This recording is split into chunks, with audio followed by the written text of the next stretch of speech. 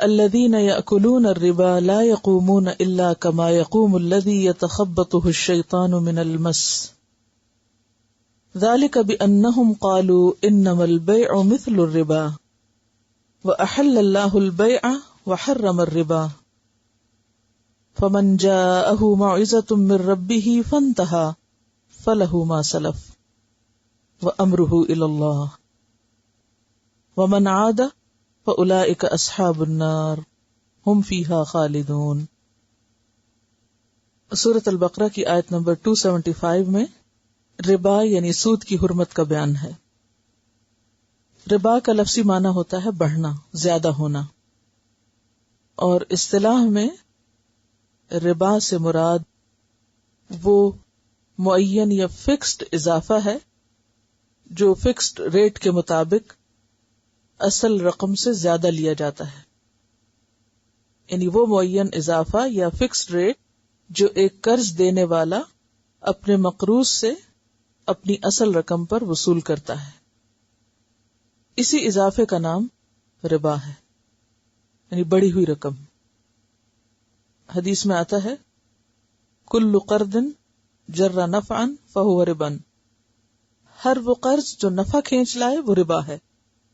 یعنی ہر وہ اضافہ جو واجب الادا رقم پر ادا کیا جائے اور اس اضافے کے مقابلے میں کوئی محنت، مہارت، ساز و سامان یا رزق خطرہ نہ ہو.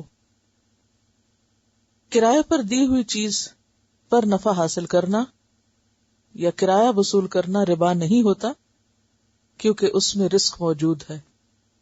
اس میں صرف مال نہیں ہوتا، چیز بھی موجود ہوتی ہے، اور اس چیز کو نقصان بھی ہو سکتا ہے، جبکہ ربا میں نقصان کا اندیشہ نہیں ہوتا اور صرف مال پر یا روپے پر ہی اضافہ ہوتا ہے. تو یہاں پر ربا کی حرمت کے بارے میں پہلے تو ذہن کو تیار کیا گیا، اور قیامت کے دن ربا کھانے والے یا ربا لینے والے کی جو حالت ہوگی اس کی طرف اشارہ کیا گیا کہ وہ ایک مجنون یا جنون زدہ شخص ہوگا کہ جو ایک دیوانگی کی حالت میں اٹھے گا. اس کے علاوہ احادیث سے بھی ربا کی حرمت کے بارے میں بہت سی چیزیں ہمیں معلوم ہوتی ہیں. مثلا ایک حدیث میں آتا ہے رسول اللہ صلی اللہ علیہ وسلم نے فرمایا 7 مہلک چیزوں سے بچو، یعنی ہلاک کرنے والی: شرک کرنا، جادو کرنا، ناحق قتل کرنا، سود کھانا، یتیم کا مال کھانا، جہاد کے وقت میدان سے بھاگنا، اور پاک دامن عورت پر تہمت لگانا. یہ 7 کام ایسے ہیں کہ جو انسان کی ہلاکت کا سبب بنیں گے. آپ صلی اللہ علیہ وسلم نے معراج کے موقع پر کچھ لوگوں کو انتہائی تکلیف دہ حالت میں دیکھا، اور یہ روایت بخاری کی ہے کہ میں اور جبریل سرخ رنگ کی ایک نہر پر پہنچے جس کا پانی خون کی طرح سرخ تھا. میں نے دیکھا کہ اس میں کچھ لوگ ہیں، وہ مشکل سے کنارے تک آتے ہیں.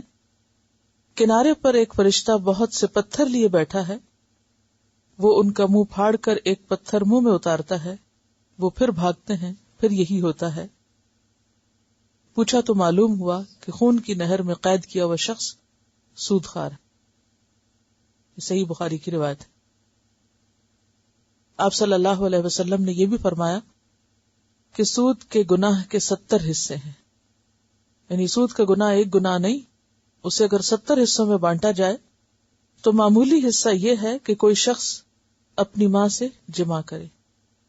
یعنی ماں کے ساتھ زنا کرنا جو ہے وہ اس گناہ کا ایک حصہ ہے. یعنی اس کا ایک حصہ اتنا بڑا گناہ ہے. یہ ابن ماجہ کی روایت ہے. مسند احمد کی روایت میں آتا ہے کہ سود کا 1 درہم جسے انسان جان بوجھ کے کھائے، یعنی سود لے، 36 دفعہ زنا کرنے سے زیادہ گناہ رکھتا ہے. یعنی بڑے بڑے کبیرہ گناہوں میں بھی بہت بڑا گناہ ہے. اس کے علاوہ بھی بہت سی احادیث ہیں جن میں اس کبیرہ گناہ کی جو شدت ہے اور جو آپ صلی اللہ علیہ وسلم نے اس کی قباحتوں کے بارے میں ہمیں بتایا ہے وہ بہت ہی واضح ہے، جس میں کسی قسم کے کوئی شک و شبے کی گنجائش نہیں۔ قرآن پاک میں اس شخص کا انجام اور حال بیان کیا گیا ہے، اور حدیث سے اس کا مزید آگ میں جانا، اور جیسے کہ قرآن پاک کی آیت سے بھی اس آیت کے اختتام پر پتہ چل رہا ہے کہ اولئک اصحاب النار هم فیہا خالدون، تو حدیث سے بھی پتہ چلتا ہے کہ ایسا شخص جو سود کے معاملے میں انوالو ہے جنت میں نہ جا سکے گا۔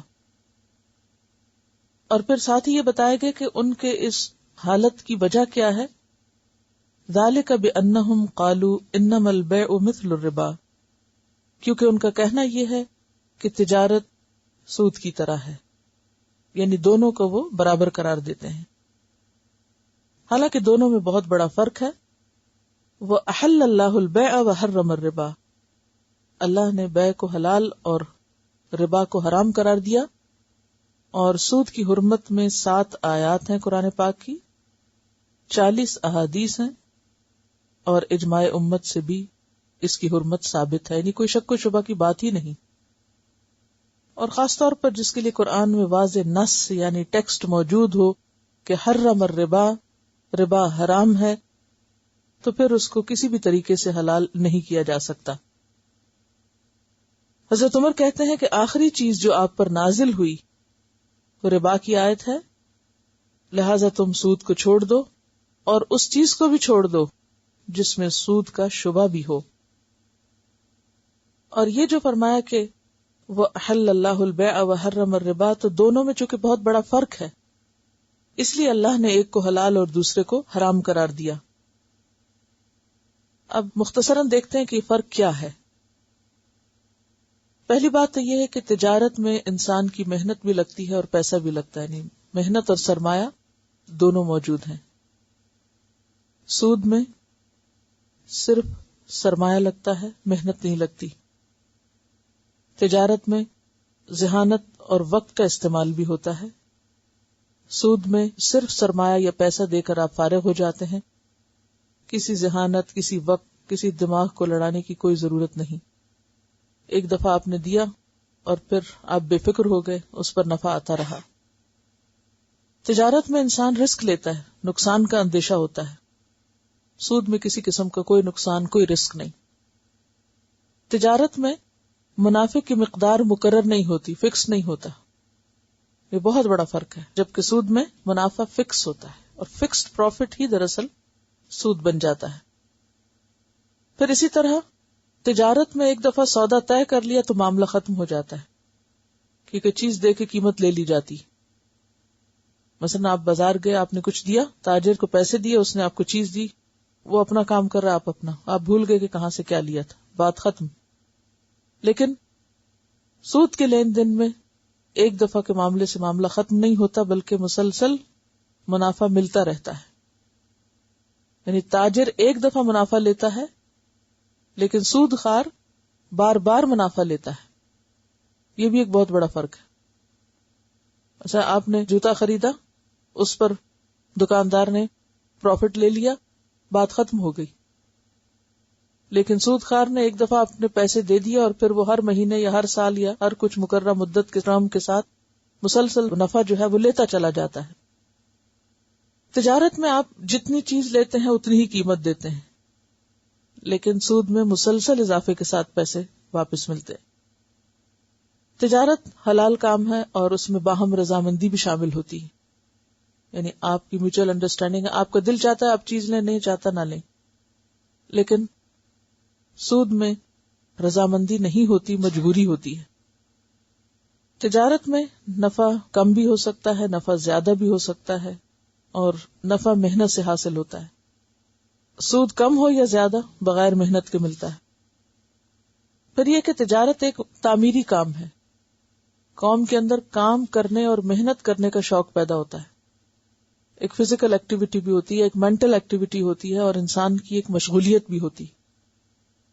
اس کے برعکس سود لینے والے عموماً بیکاری کا شکار ہوتے ہیں، کیونکہ ان کو آمدنی کا ایک ذریعہ مل جاتا ہے، اور باقی ان کا فارغ وقت عموماً پھر تعمیر کی بجائے تخریب کاری پہ لگ جاتا ہے، کیونکہ ان کے اوپر کوئی بوجھ نہیں، کوئی ذمہ داری نہیں، کوئی فکر نہیں، کوئی کام نہیں، ان کو گھر بیٹھے سب کچھ آمدنی مل رہی ہے، کھا رہے ہیں، لہذا باقی وقت وہ جو جی چاہے کریں، لڑیں جھگڑیں، گھر میں فساد کریں، باہر جا کے کریں، کچھ بھی کریں، پھر وہ اس فارغ وقت تو عموماً خرابی کی نظر کرتے ہیں۔ پھر اس کے بعد یہ ہے کہ تجارت جو ہے وہ ایک طرح سے اکنامک ایکٹیویٹی پیدا کرتی ہے، یعنی معاشرے کو متحرک کرتی ہے، جبکہ سود میں اکنامک ایکٹیویٹی نہیں ہوتی بلکہ پیسہ ایک جگہ جمع ہو جاتا ہے، سرکولیشن آف منی نہیں ہوتا، یا ایک خاص طبقے کی طرف جو مالدار ہوتا ہے اس کی طرف سمٹنے لگتا ہے۔ یعنی سود جو ہے وہ پیسے والوں کے پیسے میں اضافہ کرتا ہے، اور اگر کسی کے پاس پیسہ نہیں تو وہ لینے والے نہیں بلکہ دینے والوں میں ہی رہ جاتا ہے، اور اس کی آخری حد تک جو دولت ہے وہ بھی نکل کر سود لینے والے کی طرف منتقل ہو جاتی ہے۔ اور جس طرح جسم کے لیے خون کی سرکولیشن ضروری ہے، اسی طرح معاشرے کے سروائیول کے لیے پیسے کی یا منی کی سرکولیشن جو ہے وہ ضروری ہے۔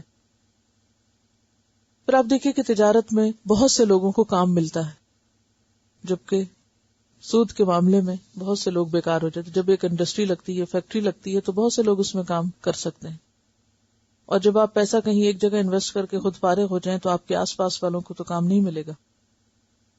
اور بھی کئی ایک فرق ہو سکتے ہیں، لیکن بنیادی فرق یہی ہے جو میں نے آپ سے ذکر کیے ہیں۔ اس لیے وَأَحَلَّ اللَّهُ الْبَيْعَ وَحَرَّمَ الرِّبَا، اللہ نے بیع کو حلال قرار دیا اور ربا کو حرام قرار دیا۔ فَمَنْ جَاءَهُ مَوْعِظَةٌ مِّن رَبِّهِ فَانْتَهَى، تو جس کے پاس نصیحت آ گئی اور وہ رک گیا، فَلَهُ مَا سَلَف،